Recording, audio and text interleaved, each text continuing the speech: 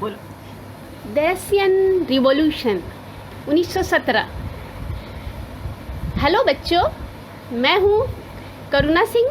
मैं आप लोगों को आज रशियन रिवॉल्यूशन का कारण बताने वाली हूँ।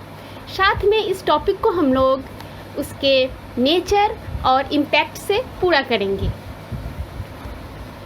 बच्चों, रशियन रिवॉल्यूशन का कारण में बहुत महत्वपूर्ण ये है, रशियन रिवॉल्यूशन विश्व इतिहास में 1917 की रूसी क्रांति परिणाम और महत्व के दृष्टिकोण से सर्वाधिक महत्वपूर्ण घटना मानी जाती है। फ्रांस की 1789 की क्रांति के द्वारा लोकतंत्र, राष्ट्रवाद और राजनीतिक समता की भावना का प्रादुर्भाव हुआ था, किंतु 1917 की रूसी क्रांति के फलस्वरूप एक नई सामाजिक व्यवस्था का जन्म हुआ।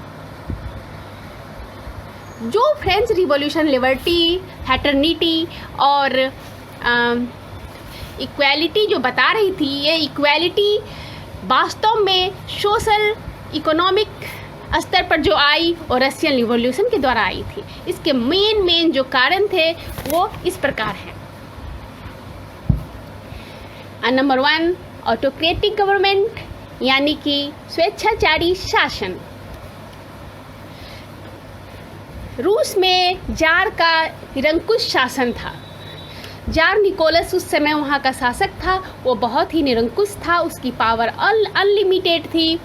और जैसे कि आप लोग जानते हैं, किम जोंग को आप लोग पहचानते हैं, उस तरह से उसकी ड्यूमा भी थी, वहाँ पे पार्लियामेंट था, लेकिन उसकी कोई नहीं चलती थी, उसकी बात बिल्कुल भी नहीं चलती थी। जार उसकी बातों को नहीं मानता था।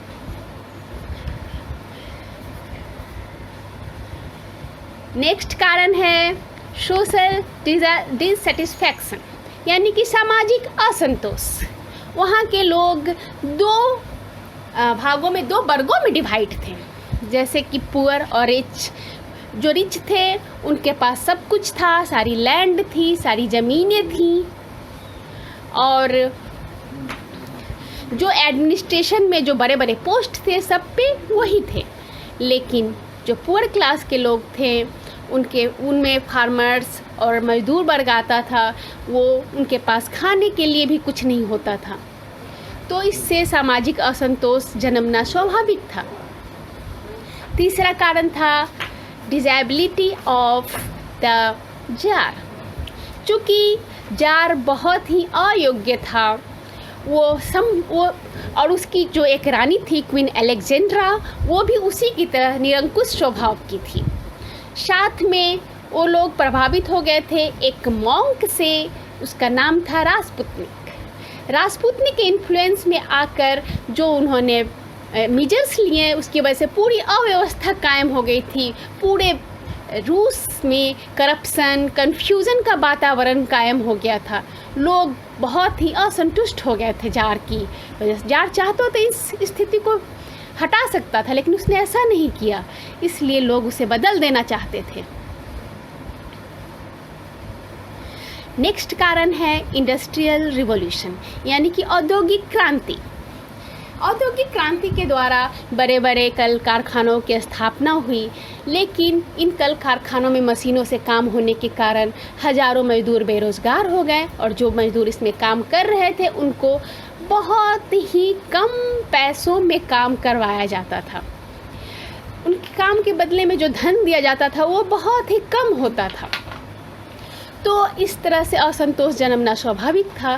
फिर ये लोग कार्ल मार्क्स के आइडियोलॉजी के संपर्क में आए। इन्होंने ट्रेड यूनियन बनाया। कार्ल मार्क्स के आइडियोलॉजी के अनुसार जो भी औद्योगिक संस्थान है वो राज्य के नियंत्रण में नहीं, मजदूरों के नियंत्रण में होने चाहिए। इस आइडियोलॉजी से वो लोग बहुत प्रभावित हुए और जार के शासन को हटा डालने का निश्चय कर लिया था। जार मजदूर और जार में संघर्ष छिड़ गया था।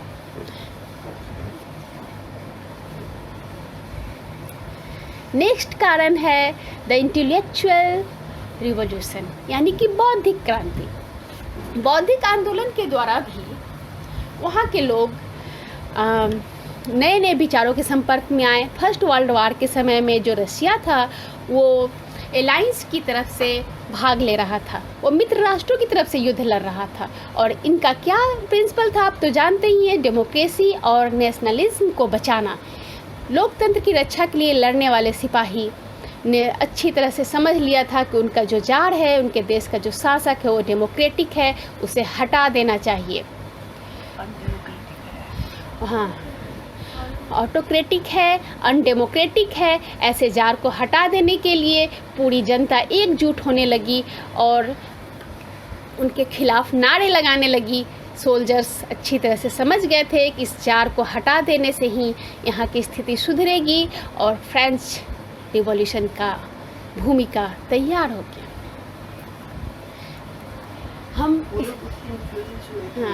उसके नेक्स्ट कारण हम लोग का है डिसेबिलिटी ऑफ रशियन ब्यूरोक्रेसी, यानी कि प्रशासनिक तंत्र की असफलता।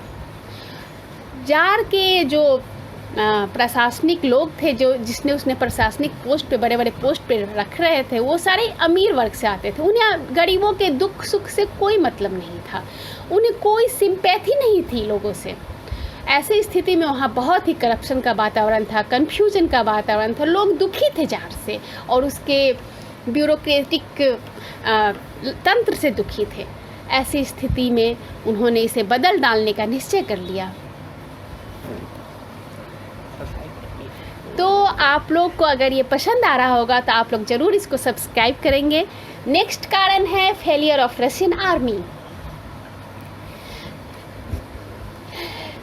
रशियन आर्मी बार बार हार रही थी। रशियन आर्मी जो रूसो जापानीज वार के समय में और साथ में क्रीमियन वार के समय उसकी करारी हार हुई थी, जिससे रूस के जो राष्ट्रीय सम्मान था उसको बहुत धक्का पहुंचा था। लोग बहुत अपमानित महसूस करते थे। उनको लगता था कि अगर सबल राजा रहेगा तभी सबल फौज भी तैयार कर सकता है। और ये रशियन आर्मी की जो हार हो रही थी, इसके वजह से वो लोग एक सबल राजा की तलाश करने लगे। लास्ट है द इमीडिएट कॉज। और साथ में आप लोग सब्सक्राइब अगर अभी तक नहीं किए हैं तो ज़रूर कर लें। साथ में आप ये देखिए द इमीडिएट कॉज क्या था।